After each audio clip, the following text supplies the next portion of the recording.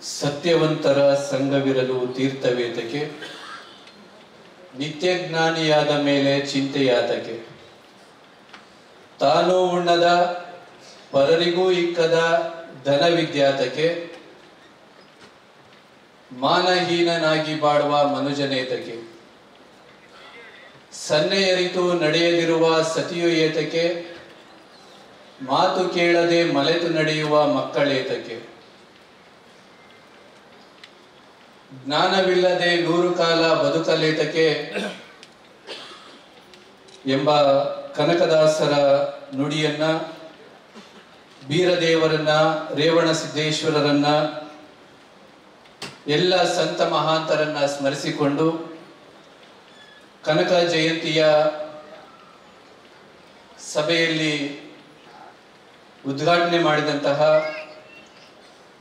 ಅಪರೂಪದ ರಾಜಕಾರಣಿ, ಕರ್ನಾಟಕದ ಇತಿಹಾಸದಲ್ಲಿ ಅಜರಾಮರವಾಗಿ ಉಳಿಯುವಂತಹ ಸಾಧನೆ ಮಾಡ್ತಾ ಇರುವಂತಹ ಸನ್ಮಾನ್ಯ ಸಿದ್ದರಾಮಯ್ಯನವರಲ್ಲಿ, ಶಿವರಾಜ್ ತಂಗಡಿಗೆಯವರಲ್ಲಿ, ಪ್ರಶಸ್ತಿ ಪುರಸ್ಕೃತರಾದ ಸಂಶೋಧಕರಾದ ಚಂದ್ರಕಾಂತ್ ಬಿಜ್ಜರ್ಗಿ ಅವರಲ್ಲಿ, ಕುರುಬ ಸಂಘದ ರಾಜ್ಯ ಅಧ್ಯಕ್ಷರಾದ ಈರಣ್ಣನವರಲ್ಲಿ, ನಿರ್ದೇಶಕರಲ್ಲಿ, ತಾತ ಚಿಕ್ಕಣ್ಣವರಾದಿಯಾಗಿ ಪಾಲ್ಗೊಂಡಿರುವಂತಹ ಎಲ್ಲ ಬಂಧುಗಳಲ್ಲಿ ಶರಣಾರ್ಥಿಗಳು.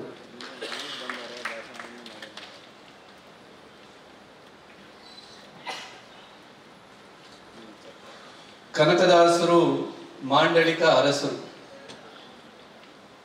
ಅದು ಯಾವ ಕಾಲದಲ್ಲಿ? ಜಗತ್ತಿನಲ್ಲಿಯೇ ಅತ್ಯಂತ 2ನೇ ಶ್ರೀಮಂತ ಸಾಮ್ರಾಜ್ಯ ಎನಿಸಿಕೊಂಡಂತಹ ವಿಜಯನಗರ ಸಾಮ್ರಾಜ್ಯದಲ್ಲಿ. ನಮ್ಮಲ್ಲಿ ಸ್ವಲ್ಪ ಅಧಿಕಾರ ಇತ್ತು ಅಂದ್ರೆ, ಸ್ವಲ್ಪ ಹಣ ಆಸ್ತಿ ಇತ್ತು ಅಂದ್ರೆ, ನಮ್ಮ ಹಾವ ಭಾವ ಸ್ವಭಾವ ವರ್ತನೆಗಳೇ ಬೇರೆ ಆಗ್ತವೆ.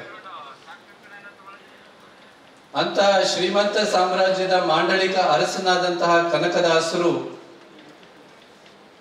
ಅವನ್ನೆಲ್ಲವನ್ನ ಕಾಲ ಕಸ ಮಾಡಿ, ಯಾರಿಗೂ ಜಿ ಅನ್ನದೆ, ಯಾರಿಗೂ ಕೈ ಮುಗಿಯದೆ, ದೈವತ್ವಕ್ಕೆ, ಸತ್ಯಕ್ಕೆ, ಧರ್ಮಕ್ಕೆ ತಲೆಬಾಗಿ ಇಡೀ ಮನುಕುಲದ ಜಾಗೃತಿಗೋಸ್ಕರನ ತನ್ನನ್ನ ತಾನು ಅರ್ಪಿಸಿಕೊಂಡಂತಹ ವ್ಯಕ್ತಿ ಮಹಾಸಂತ ಕನಕದಾಸರು. ಅವರು ವಿಶ್ವಚೇತನ ಕನಕದಾಸರು. ಅವರ ಕಳಕಳಿ ಏನಿತ್ತು, ನೀವು ಅವರ ಕೀರ್ತನೆಗಳನ್ನ ನೀವು ನೋಡಬೇಕು. ದೇವರನ್ನ ನಾವೆಲ್ಲ ದೇವಸ್ಥಾನದಲ್ಲೇನೆ ಸೀಮಿತ ಮಾಡ್ತಾ ಇದ್ದೀವಿ. ಅವರ ಒಂದು ಕತೆ ನಿಮ್ಗೆಲ್ಲರೂ ಗೊತ್ತಿದ್ದೇ ಐತೆ, ಬಾಳೆಹಣ್ಣಿನ ಕತೆ.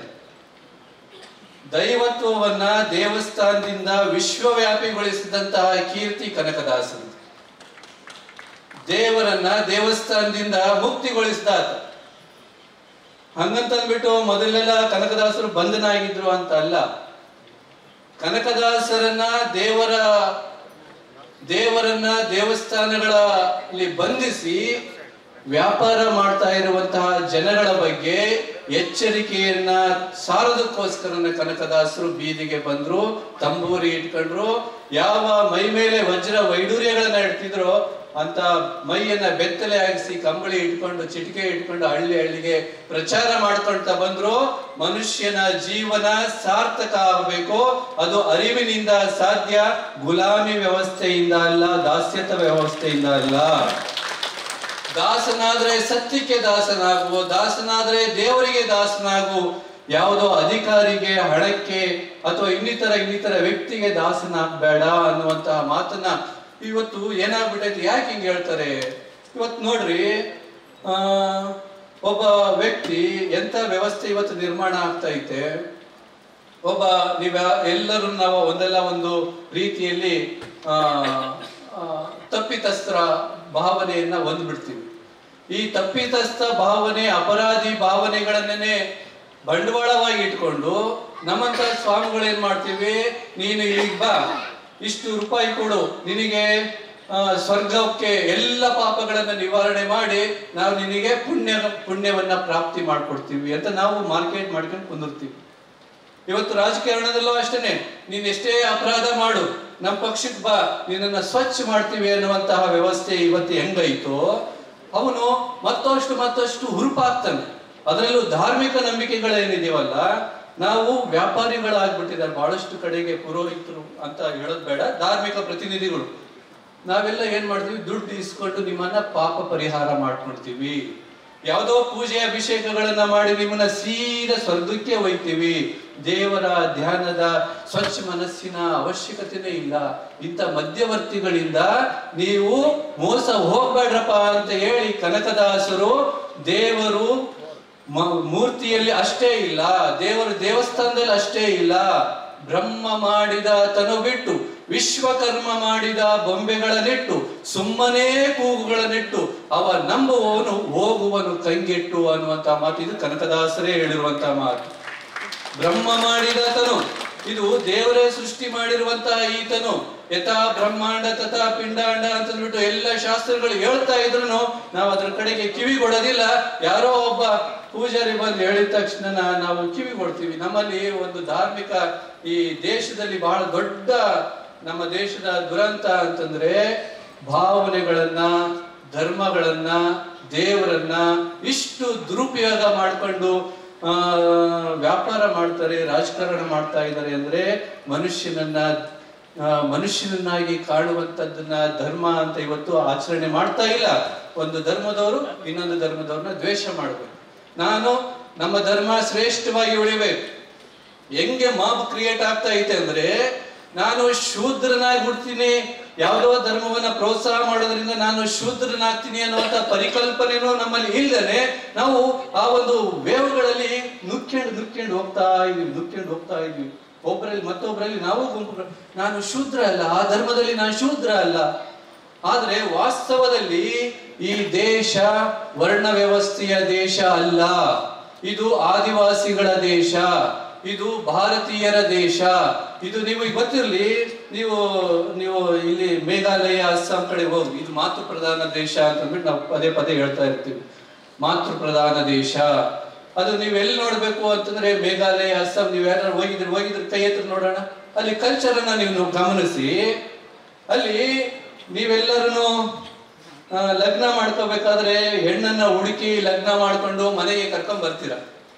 ಅಲ್ಲಿ ಸುಮಾರು 7 ರಾಜ್ಯಗಳಲ್ಲಿ ಆದಿವಾಸಿಗಳೇ ಹೆಚ್ಚಿರುವಂತ ರಾಜ್ಯಗಳಲ್ಲಿ ಇವತ್ತು ಮತಾಂತರ ಆಗಿದ್ದಾರೆ, ಅದು ಬೇರೆ ಪ್ರಶ್ನೆ.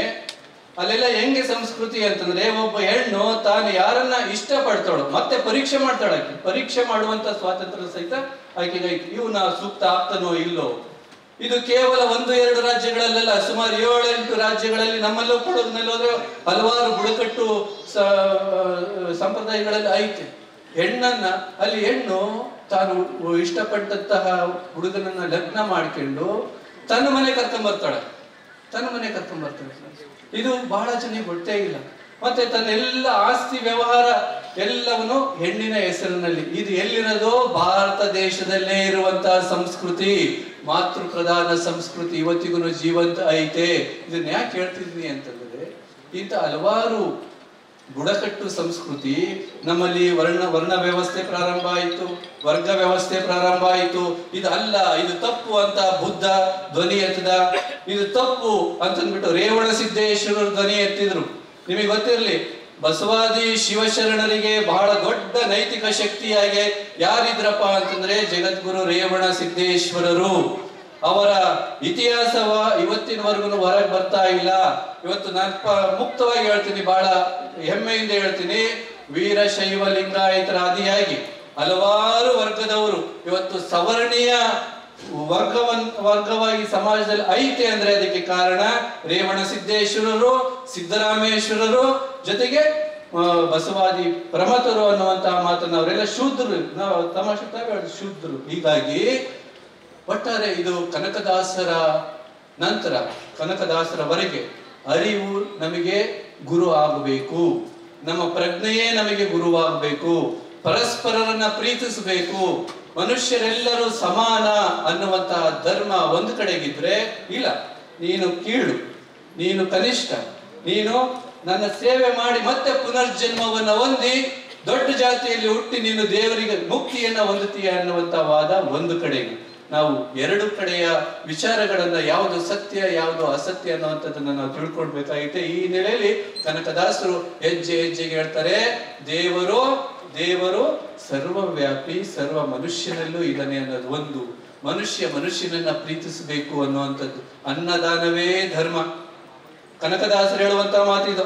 ಧರ್ಮ ಯಾವ್ದಪ್ಪ? ಜೈನರು ಹೇಳ್ತಾರೆ ಅಹಿಂಸಾ ಪರಮೋ ಧರ್ಮ, ಆಸೆಯೇ ದುಃಖಕ್ಕೆ ಮೂಲ ಬುದ್ಧ, ಮತ್ತೊಬ್ರು ದಯೆಯೇ ಧರ್ಮದ ಮೂಲ. ಕನಕದಾಸರು ಏನ್ ಹೇಳ್ತಾರೆ ಗೊತ್ತೇನು? ಅನ್ನದಾನವೇ ಧರ್ಮ. ಅಂತ ಧರ್ಮವನ್ನ ಪಾಲನೆ ಮಾಡ್ತಾ ಇರುವಂತಹ ದೇಶದ ಏಕೈಕ ರಾಜ್ಯ ಸರ್ಕಾರ ಕರ್ನಾಟಕ ಸರ್ಕಾರ. ಅನ್ನದಾನವೇ ಧರ್ಮ. ಶಿಶುವಿಂಗೆ ಪಾಲ್ಬೆಣ್ಣೆ ಉಳಿಸಬೇಕು, ಹಸನಾದ ಭೂಮಿಯನ್ನು ಧಾರೆ ಎರೆಯಲೇಬೇಕು. ವಿದ್ಯಾರ್ಥಿಗಳಿಗೆ ಪ್ರೋತ್ಸಾಹ ನೀಡುವಂಥದ್ದು. ಹೀಗಾಗಿ ವಿದ್ಯಾರ್ಥಿಗಳಿಗಿರ್ಲಿ, ರೈತರಿಗಿರ್ಲಿ, ಸಾಮಾನ್ಯ ಜನಗಳಿಗಿರ್ಲಿ ಅರಿವನ್ನ ನೀಡ್ತಾ ಜನಗಳಿಗೆ ಬೇಕಾದ ರೀತಿಯಲ್ಲಿ ಸ್ಪಂದಿಸ್ತಾ ಇರುವಂತಹ ಸರ್ಕಾರ. ಮಾನ್ಯ ಶಿವರಾಜ್ ತಂಗಡಿಗೆ ಅವರು ಹೇಳಿದ್ರು, ನಾನು ಇಂದಿನ ಇದೇ ವೇದಿಕೆಯಲ್ಲಿ ಹೇಳಿದೆ, ನೀವು ಜಾತಿ ಜನಗಣತಿ ಬಿಡುಗಡೆ ಮಾಡಲಿಲ್ಲ, ಅದನ್ನ ಹಿಂದಕ್ಕೆ ಹಾಕಿದ್ರು.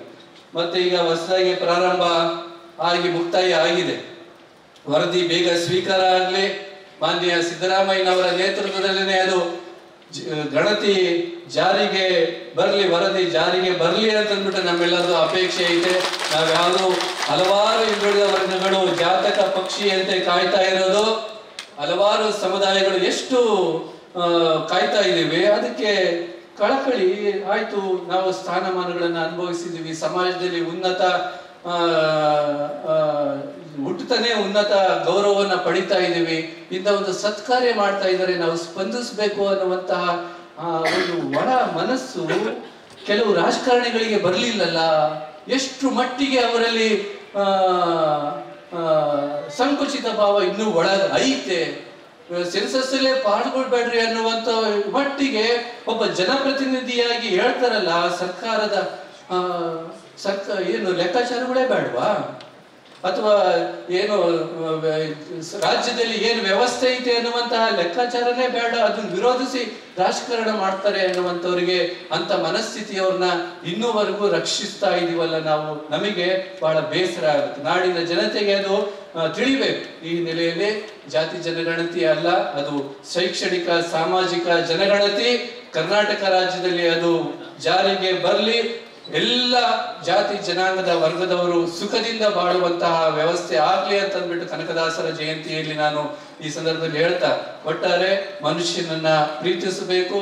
ಧ್ಯಾನ ಬಹಳ ಮುಖ್ಯ, ದಾನ ಬಹಳ ಮುಖ್ಯ, ಜೊತೆಗೆ ಕಾಯಕ ಬಹಳ ಮುಖ್ಯ. ಈ ಹಿನ್ನೆಲೆಯಲ್ಲಿ ಕಾಯಕವನ್ನ ಪ್ರತಿಪಾದಿಸಿದಂತ ಕನಕದಾಸರು. ಯಾಕೆ ಹೇಳ್ತೀನಿ ಅಂದ್ರೆ, ಒಂದ್ ಮಾತು ಹೇಳ್ತೀನಿ. ನೀವು ಬಹಳ ಮಂದಿ ಈ ಕಡೆಗೆ ಬೀಗರನ್ನ ನೋಡ್ತೀರಿ. ಬೀಗರನ್ನ ಲಗ್ನ ಮಾಡ್ಕೋಬೇಕಾದ್ರೆ ಚಲೋ ಬೀಗರಿದ್ರೆ ಲಗ್ನ ಮಾಡ್ಕೊಂತೀರಿ, ಚಲೋ ವರದಕ್ಷಿಣೆ ಕೊಟ್ರೆ ಲಗ್ನ ಮಾಡ್ಕೊಂತೀರಿ.